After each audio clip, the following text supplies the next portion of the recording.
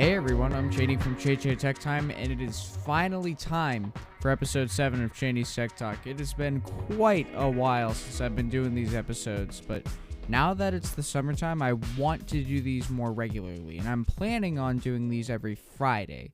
I know that today's Saturday, but I was planning this episode on a Friday.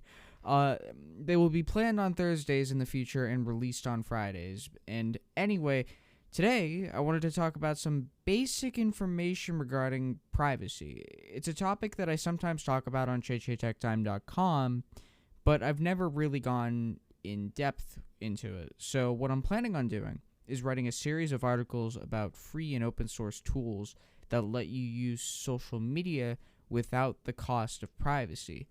It's really interesting, and today I'm going to discuss 3 of the things that you can do on 3 of the most popular social media platforms. So, enough talk, let's get right into it. The theme of this episode is that I'm going to talk about a particular social media platform, mention its downsides, and then recommend a free app that can replace it. Some of these apps are even open source, which is always a plus for me. So, let's now go from least social media network to most popular social media network.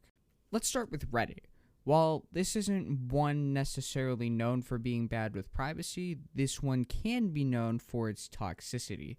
Using the official Reddit apps online and on your phone can be a bad experience because users will be flooded with information that isn't necessarily relevant to what they want to see on Reddit.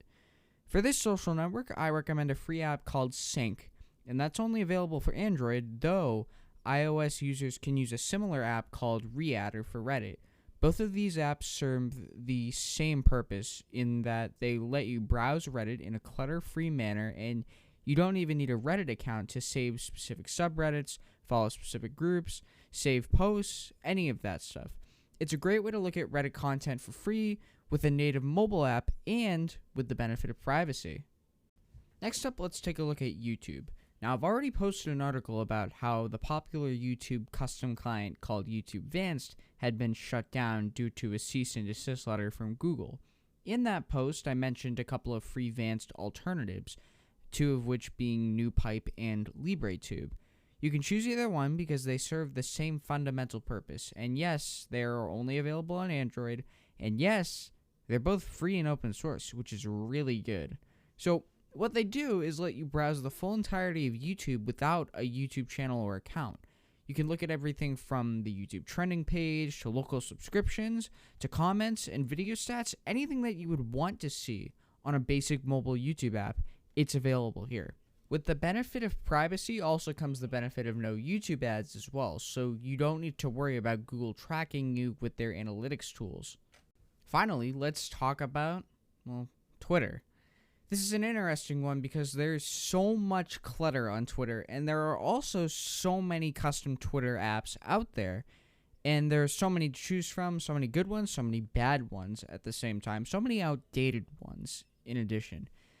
This app is once again free and open source and Android exclusive. I'm sorry, iOS people, but it's really good in my opinion. And also, the developer has hinted that he might be adding iOS support in the future. That's the good part about open source. You see the code, and you can see what kind of things the developers might be adding and hinting at. So, I'm of course talking about the free Twitter client called Fritter. Creative name, right? Like Twitter and free, so free Twitter, Fritter. Like, okay, yeah, you know what I mean. This app looks almost like NewPipe in that you can save Twitter accounts that you follow into dedicated feeds that you can fully customize. So, if you're anything like me, you'd have a technology feed for your tech channels, a music feed for music accounts, a news feed with news sources that I want to see. And hey, I mean, if I'm feeling like it, I'll have a Formula One channel as well. I mean, follow all the commentators and the drivers. David Croft, Lando Norris, Daniel Ricciardo. Happy birthday, Danny. It was your birthday yesterday. And that just about wraps up episode 7 of Cheney's Tech Talk. So, if you've got any suggestions for more content or new posts for Che Tech Time, please leave them in the comments below if you're watching on the website or YouTube. And don't forget, Cheney's Tech Talk is available on Spotify, Apple Music, Google Podcasts, Audible, and many more. Send me a voice message for Cheney's Tech Talk by going to anchor.fm/Cheney's Tech Talk. If you leave a message, I will play your messages and answer them on the show. I'm Cheney from Che Tech Time, and this is Cheney's Tech Talk. Thanks for listening, everyone.